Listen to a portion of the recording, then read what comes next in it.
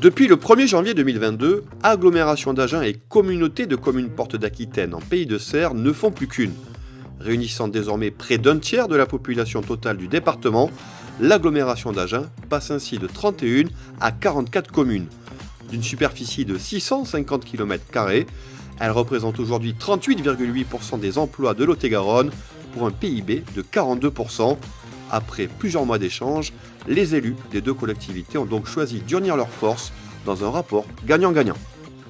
Pendant des siècles, Agen a donc étendu son administration dans la vie quotidienne entre le Lot et la Garonne. Le pays qui est entre les deux rivières, il était agenais. Et d'ailleurs, les noms de nos villages, ils parlent lorsqu'on parle par exemple de Penne, d'Agenais. Il y a donc quelque chose à la fois d'historique et de naturel dans ce rapprochement. La très grande majorité de nos habitants du territoire descendent plutôt vers Agen que sur Valence d'Agen. La majorité viennent s'éduquer, viennent se soigner dans le bassin de la ville d'Agen ou des communes environnantes. C'est un rapport gagnant-gagnant d'abord pour l'agglomération d'Agen.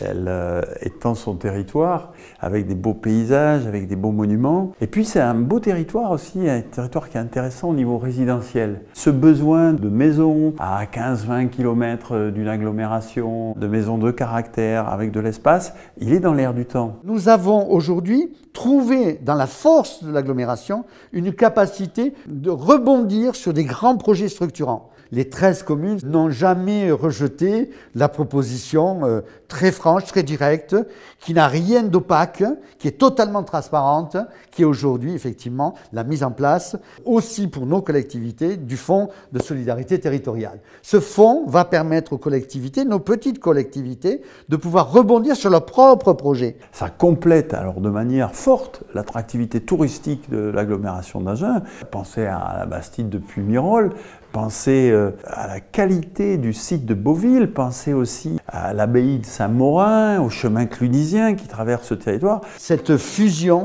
c'est l'orée d'un nouveau essor de l'agglomération agenaise face à ces deux puissantes métropoles. Projet lancé en septembre 2020, la fusion entre l'agglomération d'Agen et la PAPS est le fruit de plus d'un an de travail et d'échanges.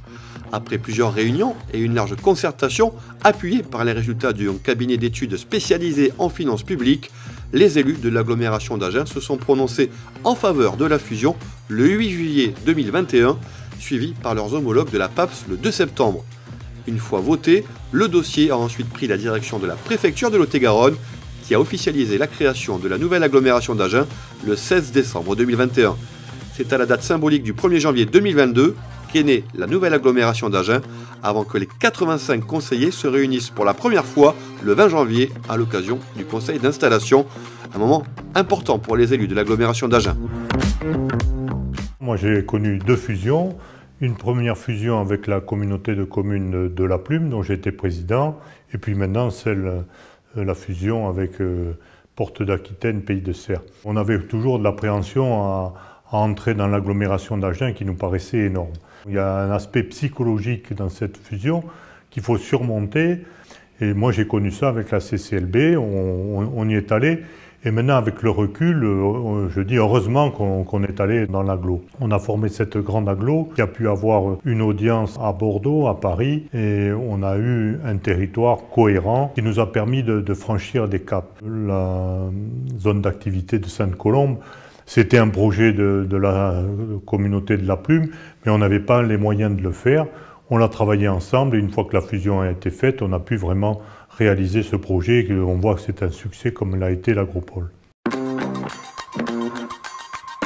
L'agglo est une grosse machine, donc nous allons nous appuyer sur ses services, puisque la PAPS était une communauté de 5200 et quelques habitants.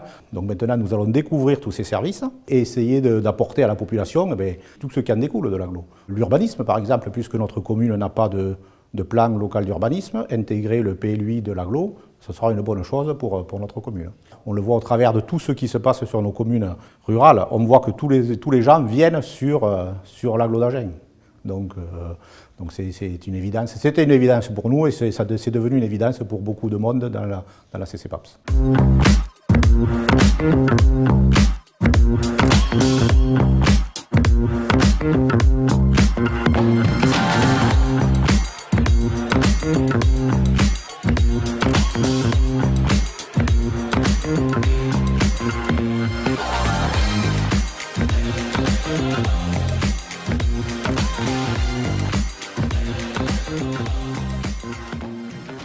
Au départ, nous avons été très prudents.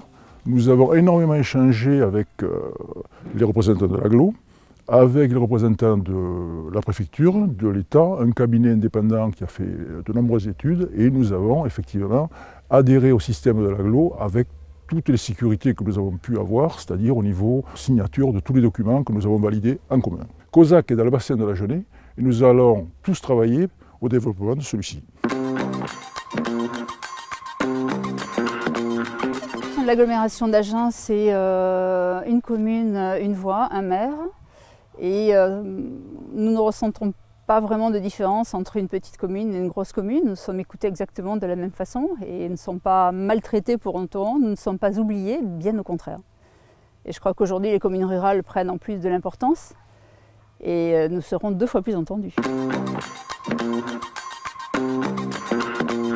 Pour les communes historiques de l'agglomération d'Agen, donc les 31 communes qu'il y avait l'année dernière, donc là, rien ne se passe. Et pour les 13 nouvelles communes, pour le contribuable, rien ne se passera non plus. Ce sera juste en fait un ajustement entre les communes et l'interco, puisque pour eux, il y a un changement de régime fiscal, on passe en fiscalité professionnelle unique, mais ce sera neutre pour le contribuable. Comme je vous le disais, la règle de base, c'est la neutralité fiscale. La fusion entre la PAPS et l'agglomération d'Agen a permis de réformer les statuts et d'ajuster les compétences afin de gommer les inégalités entre les communes et de renforcer aussi la dimension solidaire de l'intercommunalité. En réformant ces statuts, l'agglomération d'Agen s'adapte ainsi à l'évolution de la société. Les statuts, c'est notre constitution à nous. Donc c'est un texte fondamental et il ne faut y toucher que la main tremblante. L'intercommunalité, c'est notre coopérative. Elle ne sert que pour faire ensemble des choses qu'on ne peut pas bien faire seul au niveau communal. À la longue, on regarde, il y a des ajustements à faire. Et donc, on avait un ajustement important à faire sur la voirie. Parce que sur la voirie, tout compte fait, expérience faite, les communes le gèrent mieux que l'intercommunalité. Pourquoi? Parce qu'un conseil communal, c'est passionné et ça connaît par cœur sa voirie. Donc, retour de la voirie au niveau communal. Et puis après, il y a tout un bloc qui est modernité, c'est-à-dire la vie avance et il y a des besoins qui émergent et donc on les prend en compte. Je vais vous donner plusieurs exemples qui sont dans la réforme statutaire. La restauration scolaire, la santé. Comment on répartit les présences médicales dans chacun de nos villages en termes de ce qu'on appelle la gestion, GEMAPI, la gestion des milieux aquatiques et la protection des inondations. L'agglomération, c'est pas que Garonne, hein, c'est tout un tas de ruisseaux. Tout ça, il faut qu'on le gère de manière collective, à la fois en entretien, en protection contre les inondations. Avec cette réforme statutaire, l'agglomération d'Agen améliore le service public rendu à la population. Forte désormais de ses 44 communes depuis le 1er janvier 2022, l'agglomération d'Agen répond ainsi aux nombreux défis du XXIe siècle, tout en respectant l'histoire d'un territoire ancré sur la moyenne Garonne.